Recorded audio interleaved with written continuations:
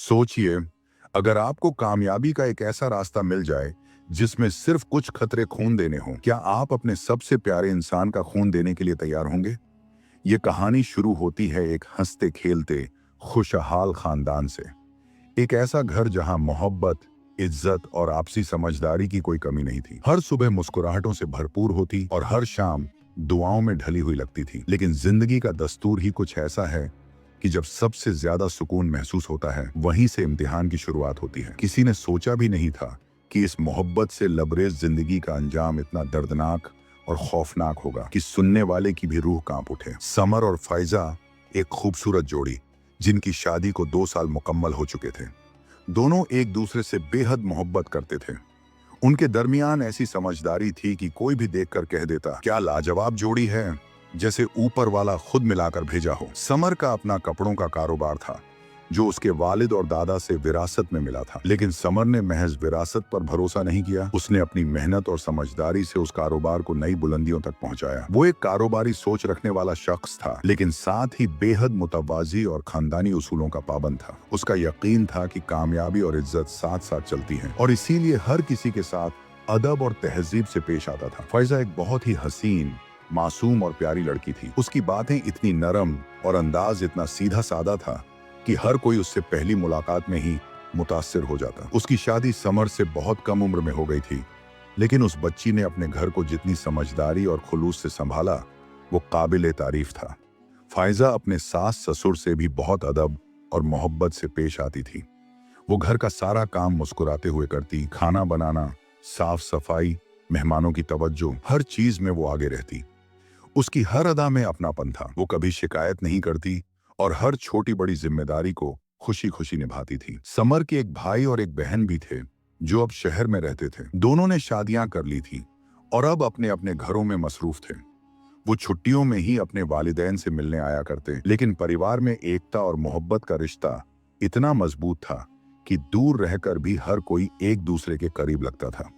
जिंदगी जैसे एक हसीन ख्वाब की तरह लग रही थी। हर तरफ खुशी थी, मोहब्बत थी और सुकून था। लेकिन कौन जानता था कि इस खुशी के पर्दे के पीछे एक ऐसी काली छांव छुपी है जो एक दिन सब कुछ तबाह कर देगी। सब कुछ तब बदलने लगा जब समर ने घर में मरम्मत और तामीर का काम शुरू करवाया। घर का एक कमरा जो बरसों से बंद था, एक स्टोर रूम जिसे किसी ने छुआ तक नहीं था, अब समर की नजर में आया। उसने सोचा, क्यों ना इस कमरे को साफ करवाकर अपना स्टडी रूम बना लिया जाए, ताकि कारोबार के हिसाब किताब का सारा काम मैं वहां आराम से कर सकूं और फैजा की नींद भी मुतासिर ना हो। बस फिर क्या था, सफाई शुरू हुई, पुरानी अलमारियां हटाई गईं, नए फर्नीचर आए, दीवारों पर रंग रोगन हुआ और कुछ ही दिनों में वो बंद पड़ा। कमरा एक सलीकेदार, शांत और आलीशान स्टडी रूम बन गया। लेकिन किसी को क्या पता था कि इसी कमरे से शुरू होगा एक ऐसा राज जो उनकी पूरी जिंदगी बदल देगा। उस रात काफी देर हो चुकी थी। कमरे में सिर्फ एक टेबल लैंप जल रहा था। समर आंखें मिचमिचा रहा था, थकान उसके चेहरे से साफ झलक रही थी। वो बस झपकी लेने ही वाला था कि अचानक किसी ने उसका नाम पुकारा, साफ, गहरी और भारी आवाज में। समर! वो आवाज मर्दानी थी, ठंडी और बिल्कुल अनजानी। समर की आंखें एकदम खुल गईं। उसने झटके से सर उठाया। उसने फौरन इधर उधर देखा, कमरे का हर कोना, दरवाजा, खिड़की, लेकिन वहां कोई नहीं था। एक पल के लिए उसकी सांस थम गई। उसने सोचा, क्या ये मेरा वहम था? शायद मैं ज्यादा काम कर रहा हूं। थोड़ी देर चुपचाप बैठा रहा, फिर उठा और स्टडी रूम की रोशनी बंद कर दी। धीरे धीरे चलता हुआ अपने बेडरूम की ओर गया, जहां फाइजा पहले से सोई हुई थी। लेकिन समर नहीं जानता था कि वो आवाज बस एक शुरुआत थी। अगले दिन वो अपने काम पर निकल गया। रात की अजीब आवाजों के बारे में उसने ज्यादा गौर नहीं किया, बस थकान थी, शायद कोई वहम या धोखा था।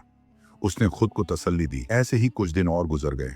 सब कुछ फिर से मामूल पर आता नजर आया। लेकिन एक रात फिर वही हुआ। समर अपने स्टडी रूम में बैठकर काम कर रहा था। टेबल पर हिसाब किताब बिखरा हुआ था। घड़ी रात के 2:30 बजा रही थी। कमरे में सन्नाटा था, बस पंखे की आवाज और कागजों की सरसराहट सुनाई दे रही थी। तभी किसी ने फिर से उसे पुकारा, समर! वो चौंक गया। उसने फौरन इधर उधर देखा, दरवाजे की ओर झांका, कोई नहीं था। उसने सर झटका और वापस काम में लग गया। शायद फिर से वही आवाज, गलतफहमी है। लेकिन फिर वही आवाज दोबारा सुनाई दी, इस बार थोड़ी जोर से और ज्यादा करीब से। समर! अब समर का दिल जोर से धड़कने लगा।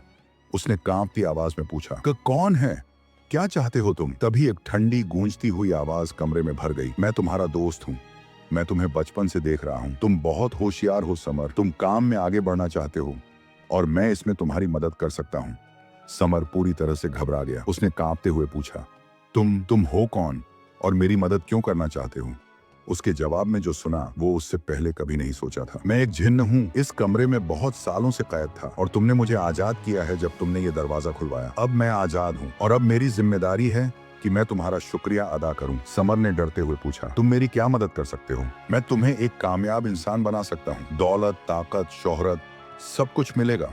तुम्हारा कारोबार दुनिया भर में मशहूर हो सकता है। समर की सांसें रुक सी गईं। हर बात बहुत दिलचस्प लग रही थी, लेकिन फिर जिन्न ने एक और बात कही, लेकिन एक शर्त है। समर धीरे से बोला, कैसी शर्त? जिन्न की आवाज अब और गहराई और सर्दी से भर चुकी थी। वो वक्त आने पर बताऊंगा, बस इतना समझ लो। हर कामयाबी की एक कीमत होती है। और फिर आवाज गायब हो गई। समर बहुत डर गया और अपने कमरे में भागकर चला गया। फाइजा नींद से उठी और समर की हालत देखकर डर गई। वो परेशान हो गई और पूछा, क्या हुआ समर? लेकिन समर ने कुछ नहीं बोला, सिर्फ यही कहा कि काम करते करते आंख लग गई और एक बुरा सपना देख लिया। फाइजा ने उसे पानी पिलाया और दोनों सोने चले गए। अगले 2 दिन समर स्टडी में नहीं गया, फिर बहुत हिम्मत करके स्टडी में जाकर काम करने लगा। जिन्न की आवाज फिर गूंज उठी, धीमी, ठंडी और रहस्यमयी। मैं तुम्हारी मदद करूंगा समर, लेकिन उसके लिए मुझे कुछ चाहिए। समर ने डरते हुए पूछा, क्या चाहिए तुम्हें? एक पल के लिए सन्नाटा छा गया। फिर वो जुमला आया जो समर की रूह तक को हिला देने वाला था, मुझे तुम्हारी बीवी फाइजा के खून के कुछ कतरे चाहिए। समर की आंखें चौड़ी हो गईं। उसके जिस्म में झुरझुरी दौड़ गई। क्या? फाइजा का खून? तुम पागल हो गए हो? जिन्न ने बहुत ठंडे लहजे में कहा, सिर्फ कुछ कतरे, कोई नुकसान नहीं होगा, उसे कुछ भी महसूस नहीं होगा। ये बस एक निशानी है, एक रस्म, ताकि मेरी ताकत तुम तक पहुंच सके। समर के हाथ कांपने लगे। उसने कुर्सी पकड़ी और बैठ गया। दिल जोर जोर से धड़क रहा था। उसके जहन में फाइजा का चेहरा घूमने लगा, मासूम, भोला, प्यार करने वाला। वो कैसे अपने सास ससुर की सेवा करती थी, समर का हर ख्याल रखती थी, हर मुश्किल में उसके साथ खड़ी रही थी। लेकिन फिर समर के सामने उसका कारोबार, पैसा, नाम, शोहरत और कामयाबी की तस्वीरें आने लगी। वो जिन लोगों से पिछड़ चुका था, वो मुकाम जिसे वो छूना चाहता था। बस कुछ कतरे, इतना तो मैं ले ही सकता हूँ, उसे कोई दर्द भी नहीं होगा। समर का ज़मीर 2 हिस्सों में बंट गया था। एक हिस्सा कह रहा था, ये गलत है, ये गुनाह है, और दूसरा कह रहा था, तुम्हारी जिंदगी बदल सकती है, ये एक मौका है। कई मिनट तक वो चुप बैठा रहा और फिर उसने धीरे से सर उठाया। उसकी आंखें अब वैसी नहीं थीं, उनमें डर की जगह कुछ और था, शायद लालच या शायद मजबूरी। उसने कांपती हुई आवाज में कहा, ठीक है, मैं तैयार हूँ, ले लो फाइजा के खून के कुछ कतरे। कमरे में जैसे किसी ने ठंडी हवा का झोंका छोड़ा हो। लाइट की रोशनी हल्की झिलमिलाई और जिन्न की आवाज फिर गूंजी, अक्लमंद फैसला किया है समर, तुम्हारी जिंदगी अब कभी पहले जैसी नहीं रहेगी। समर सोचने लगा कि फाइजा से खून कैसे लिया जाए। सोचते सोचते 1 हफ्ता गुजर गया और वो स्टडी में बैठा था। तैयार हो जाओ समर, अब शर्त पूरी करने का वक्त आ गया है। समर ने डरते हुए पूछा, लेकिन फाइजा से ये खून कैसे? जिन्न ने जवाब दिया, तुम्हें कुछ नहीं करना, बस रात को जब फाइजा गहरी नींद में हो, उसके हाथ का एक छोटा सा जख्म बनाकर कुछ कतरे निकालकर घर के पीछे वाले पेड़ के नीचे रख दो और वहां से बिना देखे वापस चले आओ। समर का दिल तेजी से धड़क रहा था, लेकिन उसने अपना दिमाग साफ कर लिया था। एक छोटा सा जख्म, बस कुछ खतरे, और फिर मेरी जिंदगी बदल जाएगी। उस रात समर कमरे में गया। फाइजा गहरी नींद में थी। चांद की रोशनी खिड़की से कमरे में पड़ रही थी। समर के हाथ में एक पतला सा ब्लेड था। कांपते हाथों से उसने फाइजा की कलाई थामी और बहुत धीरे से बस एक हल्की सी खरोंच दी। खून की कुछ बूंदें बहने लगी, लाल, चमकदार और बहुत ही शांत। समर ने रूमाल में वो बूंदें सोख ली और तुरंत उठकर पेड़ के पास चला गया। जैसे ही उसने वो रूमाल जिन्न के बताए हुए जगह में रखा, रूमाल गायब हो गया और समर ने वापस मुड़कर नहीं देखा, जैसे जिन्न ने बताया था। वो वापस घर की तरफ बढ़ने लगा, तब उसे एक आवाज सुनाई दी, ये रस्म पूरी हो गई है, तुम्हारे लिए अब कामयाबी के रास्ते खुल चुके हैं, मैं जा रहा हूँ, जब तक तुम नहीं बुलाओगे मैं वापस नहीं आऊंगा। और आवाज बंद हो गई। गली सुबह चमत्कार शुरू हो गया। समर को अचानक एक बड़ा ऑर्डर मिल गया। एक इंटरनेशनल ब्रांड ने उसके साथ डील साइन की। फाइजा को सिर्फ इतना पता चला कि शायद उसे रात को कोई कीड़ा काट गया था। उसे कुछ याद नहीं था। पुराने क्लाइंट्स जो नाराज थे वो खुद माफी मांगने आए। बैंक अकाउंट भरने लगा, मीडिया इंटरव्यूज, टीवी चैनल्स, सब कुछ एक झटके में। कुछ ही दिनों में समर की जिंदगी अब पूरी तरह बदल चुकी थी। जिस इंसान ने कभी सादा जिंदगी जी थी, अब उसके पास नाम, पैसा, शोहरत, सब कुछ था। हर बिजनेस डील उसके हक में जाती थी। मीडिया, अखबार, ऑनलाइन इंटरव्यूज, हर जगह उसका जिक्र था। कामयाबी जैसे मेरी दोस्त बन गई हो, समर अक्सर खुद से कहता। लेकिन इस कामयाबी का नशा अब उसके सिर चढ़ चुका था। जहां पहले वो संतुष्ट रहता था, अब वो बेचैन रहता था। और चाहिए, और पैसा, और शोहरत, और ताकत। समर बदल चुका था। उसकी आंखों में अब चमक नहीं, हवस थी। फैजा अब भी वैसे ही मासूम थी, लेकिन समर अब पहले जैसा शौहर नहीं रहा था। वो अक्सर देर रात तक घर नहीं लौटता, बात बात पर गुस्सा करता, और अब उसे फैजा की फिक्र कम और अपनी लालच की भूख ज्यादा थी। अगर कुछ खतरे खून से मैं इतना सब कुछ हासिल कर सकता हूँ, तो अगर मैं थोड़ा और दूं तो शायद दुनिया मेरी मुट्ठी में हो। समर अब पूरी तरह से लालची हो चुका था। उसकी सोच अब किसी आम इंसान की नहीं रही थी। अब वो हर हद पार करने को तैयार था। उसी लालच में वो फिर से उसी गुनाह की तरफ बढ़ रहा था जो उसकी जिंदगी को तबाह करने वाला था। उस रात जब सब सो चुके थे, समर चुपचाप उठा, स्टडी रूम में गया, वही कमरा जहां से सब कुछ शुरू हुआ था। कमरे में एक अजीब सी ठंडी हवा थी, जैसे कोई उसका इंतजार कर रहा हो। समर ने हल्की आवाज में पुकारा, मेरे दोस्त जिन्ना, क्या तुम हो यहाँ? मैं तुम्हारा शुक्रिया अदा करना चाहता हूँ। उसकी आवाज में शुक्र नहीं, एक जहरीली चाहत थी। तुमने मुझे कामयाबी दी, मैं चाहता हूँ कि तुम फिर मेरी मदद करो। मैं और भी ऊंचाइयों तक पहुंचना चाहता हूँ, और खून के कुछ और कतरे देने के लिए तैयार हूँ। कमरे का तापमान अचानक गिर गया, दीवारें जैसे सांस लेने लगी, और एक धीमी गहराई से आती आवाज गूंजी, मैं जानता था तुम फिर आओगे। इंसान की भूख कभी नहीं मिटती। समर मुस्कुराया। अब वो डरता नहीं था, अब वो अंधे लालच में डूब चुका था। मैं हर कीमत देने के लिए तैयार हूँ, बस मुझे और कामयाबी चाहिए। दुनिया मेरे कदमों में हो। लेकिन समर नहीं जानता था कि इस बार जो कीमत मांगी जाएगी वो सिर्फ खून के चंद कतरे नहीं होगी, बल्कि उसकी जिंदगी की सबसे कीमती चीज होगी। स्टडी रूम में अब एक अजीब सा सन्नाटा था। समर जिन्न को फिर से बुला चुका था। समर ने कहा, मैं तैयार हूँ खून के कुछ और कतरे देने के लिए, मुझे और कामयाबी बना दो। इस बार जिन्न की आवाज में नरमी नहीं थी, अब उसमें वो गहराई और अंधेरा था जो रूह तक को कांपने पर मजबूर कर दे। तुम अब मेरे असल काबिल हो गए हो समर, लालच में पूरे डूब चुके हो। समर ने थोड़ा घबरा कर पूछा, इस बार क्या चाहिए तुम्हें? फिर जिन्न बोला, इस बार मुझे तुम्हारी बीवी चाहिए। फैजा। समर का दिल जोर से धड़क उठा। क्या तुम पागल हो गए हो?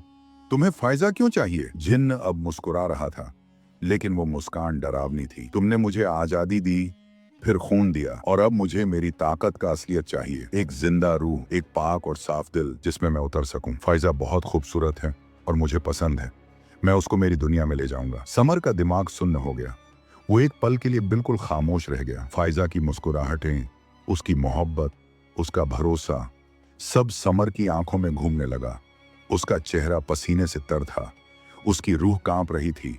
जिन्न की गूंजती हुई आवाज आई, मैं तुम्हें वो बनाऊंगा जो इंसानों में कभी कोई नहीं बना। सिर्फ एक कुर्बानी चाहिए। फैजा। समर को गुस्सा आ गया और उसने कहा, कोई भी कीमत हो, मैं फैजा को नहीं दूंगा।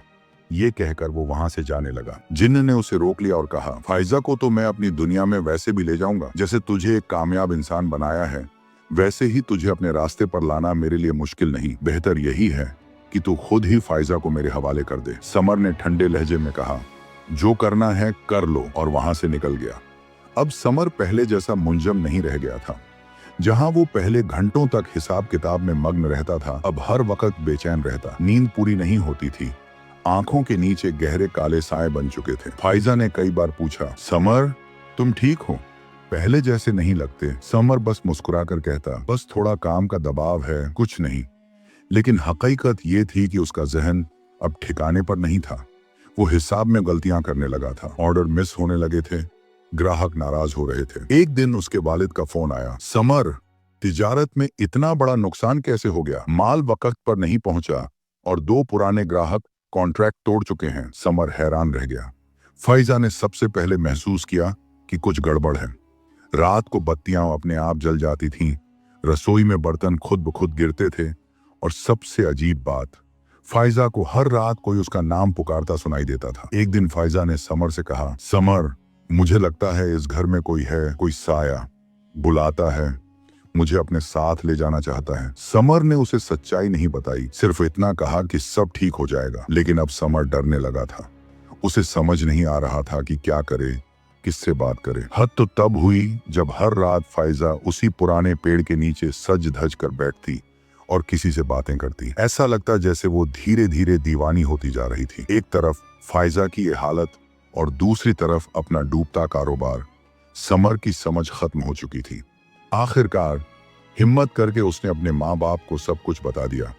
वो बहुत नाराज हुए और कहा कि जिस मोड़ पर समर आज खड़ा है उसी मोड़ पर कभी उसके दादा खड़े थे, लेकिन उन्होंने उस जिन्न की कोई बात नहीं मानी और उसे कैद कर दिया था। कहाँ और कैसे किया इसका इल्म उन्हें नहीं था। सब लोग मौलवी साहब के पास पहुंचे, जो अब बहुत बूढ़े हो चुके थे और बिस्तर पर थे। उनकी सांसें भी अब हल्की पड़ चुकी थी। उनकी जगह अब उनका पोता मौलाना रफीका सब संभाल रहा था। समर, उसके वालिदैन और फायजा के वालिद सभी मौलाना रफीकन के पास पहुंचे। मौलाना रफीक ने सबकी बात बड़े इत्मीनान से सुनी। उन्होंने समर की आंखों में देखा और नर्म लेकिन गहरे लहजे में बोले, तुम्हारे दादा ने जिस रूह को कैद किया था वो कोई आम जिन्न नहीं था, वो इफरीत था, एक आला दर्जे का जिन्न जो इंसानी रूहों से अपनी ताकत हासिल करता है। समर का गला सूख गया। वो कैसे कैद हुआ था? उसने कांपती आवाज में पूछा। मौलाना ने गहरी सांस ली। तुम्हारे दादा एक बुजुर्ग आलिम थे। उन्होंने कुरान की कुछ आयतों और एक खास मुहर से उस जिन्न को एक पुराने पीपल के पेड़ के नीचे कैद किया था। वहां एक आंख वाला नक्श बनाया गया था जिसे तोड़ना उस जिन्न को आजाद करने जैसा था। समर कांप उठा। वही पेड़ जिसके नीचे फायजा आजकल जाकर बैठती है। मौलाना रफीक ने गमगीन लहजे में कहा, वो जिन्न अब फायजा की रूह पर हावी हो चुका है। तुमने उसे कुर्बानी नहीं दी तो अब वो अपनी ताकत से उसकी रूह को कैद कर रहा है। समर अब रोने ही वाला था। तो अब क्या करें? कोई रास्ता है? रफीकन ने कहा, है, लेकिन आसान नहीं। सिर्फ एक पुरानी तहरीर, एक मुकम्मल मुहर और सच्ची तौबा से उस जिन्न को दोबारा काबू किया जा सकता है। लेकिन वक्त बहुत कम है। अगर वो जिन्न एक बार पूरी तरह फायजा के जिस्म में उतर गया तो उसे वापस लाना नामुमकिन होगा। बाहर से वो जिंदा लगेगी लेकिन अंदर से उसकी नहीं, उस जिन्न की होगी। अब समर की जिंदगी उलझ चुकी थी। फायजा अब बदल चुकी थी। उसकी आंखों में अब अजीब सी गहराई थी। आवाज मर्दों जैसी हो गई थी और कभी कभी वो अजीब जबान में बड़बड़ाने लगती थी। एक रात समर को यकीन हो गया कि अब सब कुछ खत्म होने वाला है। उसने मौलाना रफीकट को बुलाया। उन्होंने कुरान की आयतों के साथ रुकिया शुरू किया। फैजा को लाया गया, लेकिन अब वो फैजा नहीं थी। उसकी आंखें अब काली थीं, आवाज गूंजती हुई मर्दानी थी और उसने समर को देखकर कहा, समर, तुम्हारे लिए तो मैं सिर्फ एक कीमत थी। काश तुमने मेरे साथ ऐसा न किया होता। मौलाना ने तिलावत शुरू की। उसकी आंखों से काले आंसू बहने लगे और होठों पर जिन्न की मुस्कान थी। मौलाना चिल्लाए, समर, तौबा करो। अभी भी अगर तुम सच्चे दिल से तौबा करो तो हो सकता है उसकी रूह बच जाए। समर जमीन पर घुटनों के बल गिर गया। मुझसे गलती हो गई। मैंने मोहब्बत से ज्यादा ताकत से मोहब्बत कर ली। ऐ अल्लाह, मुझे माफ कर दे। लेकिन बहुत देर हो चुकी थी। फायजा की चीखें अचानक थम गईं। उसका जिस्म बिल्कुल खामोश हो गया। उसकी खुली आंखों में अब कोई रोशनी नहीं थी, सिर्फ सर्दी थी। मौलाना ने उसकी नब्ज देखी और सिर हिला दिया। वो चली गई। समर जमीन पर गिर पड़ा। फायजा के जाने के बाद घर सुनसान हो गया था। समर की आंखों के नीचे साए और गहरे हो चुके थे। वो हर रोज फायजा की तस्वीर के सामने बैठता और बस एक ही जुमला दोहराता, काश मैंने फायजा को चुना होता। कामयाबी नहीं। स्टडी रूम हमेशा के लिए बंद कर दिया गया। वो पेड़ जलवाकर हटवा दिया गया। समर अब भी जिंदा था, लेकिन उसकी रूह मर चुकी थी। लोग सही कहते हैं, लालच की आग से जो जलता है वो सिर्फ अपना नहीं, अपनों का भी सब कुछ राख कर देता है। अगर आपको ये कहानी पसंद आई हो तो इसे लाइक करें, शेयर करें और हमारे चैनल को सब्सक्राइब करना ना भूलें।